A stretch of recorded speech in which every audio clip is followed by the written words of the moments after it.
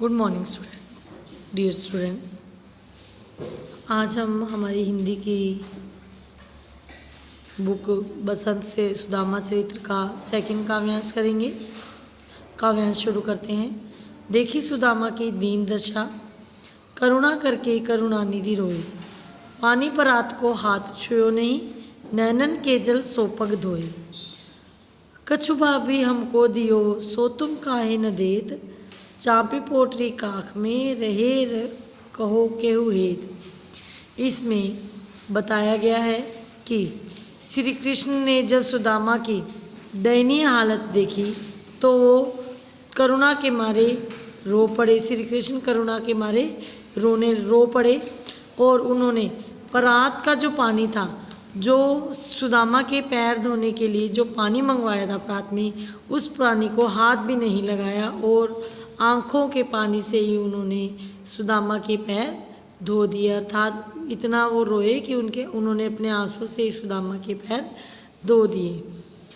उसके बाद कछु भाभी हमको दिए, सो तुम काहे न देत। चापी पोटरी काख में रहे कहो केहू हेत। श्री कृष्ण जब देखते हैं कि सुदामा ने अपने बगल में एक पोटली छुपा रखी है तो वो कहते हैं कि भाभी ने कुछ हमारे लिए दिया है, वो तुम हमें क्यों नहीं दे रहे हो, और पोटली को तुमने बगल में छुपा रखा है, बताओ तुम ऐसा क्यों कर रहे हो, तुम ये पोटली मुझे क्यों नहीं दे रहे हो। उसके बाद नेक्स्ट जो काव्यांश है वो शुरू करते हैं हम। आगे चना गुरु मात दिए तुम, लई तुम चाबी हमें नहीं दीने।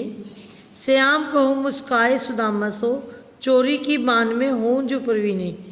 इन पंक्तियों में श्री कृष्ण सुदामा से कह रहे हैं कि आगे चना, जब श्री कृष्ण और सुदामा गुरु सांदीपन के आश्रम में एक साथ पढ़ते थे तब की घटना श्री कृष्ण याद करते हुए कहते हैं कि पहले जब गुरु माता हमें चने देती थी तब भी तुम मुझे नहीं देते थे और तुम अकेले ही उन्हें खा जाते थे।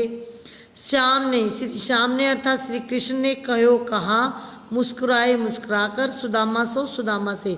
श्री कृष्ण ने मुस्कुराकर सुदामा से कहा, चोरी की बान में हो जो प्रवीणे, कि तुम्हारी चोरी करने की आदत तो बचपन की गई नहीं है, तुम उसमें पहले से भी ज़्यादा प्रवीण या ज़्यादा कुशल हो गए हो।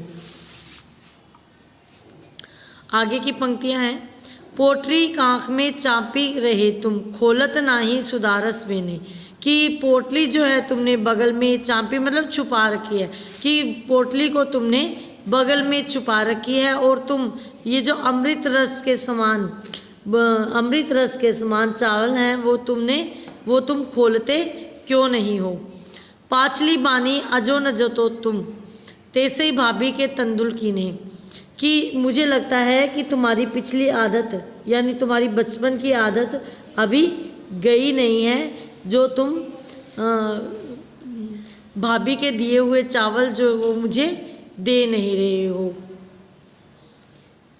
डियर स्टूडेंट्स, इसमें श्री कृष्ण जी अपने बचपन की बात याद करते हुए कहते हैं कि लगता है तुम्हारी पहले की आदत गई नहीं है और तुमने भाभी के दिए हुए चावल मुझे दे नहीं रहे हैं, तुमने पोटली बगल में क्यों छुपा रखी है, तुम ये अमृत रस से भीगे हुए जो चावल है वो खोल क्यों नहीं रहे हो।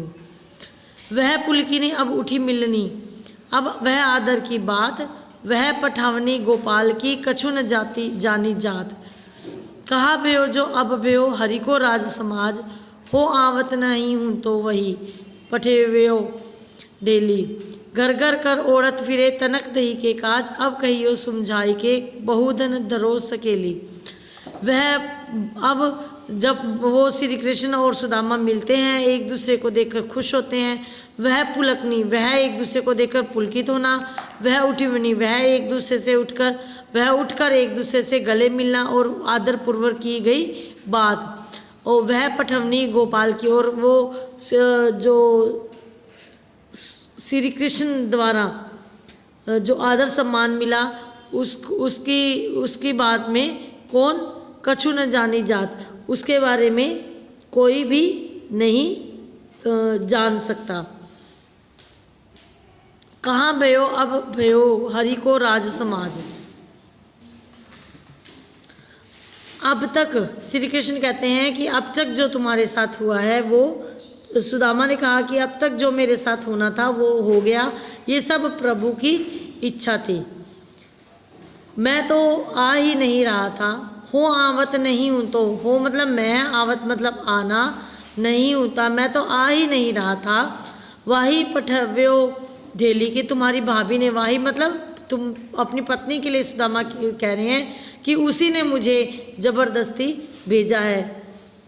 धकेला मतलब ठेली, पठव्य ठेली मतलब ज़बरदस्ती धकेला है, यानी उसने मुझे जिद करके ज़बरदस्ती भेजा है।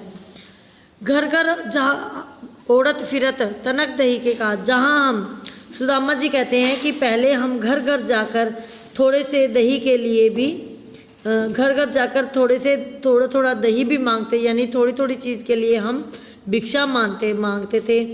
अब कहियो समझा के, अब सभी को समझा कर कहेंगे कि हमने बहुत सारा धन बचा कर रखा है, अर्थात हमने प्रेम और मित्रता रूपी धन बचा कर रखा है।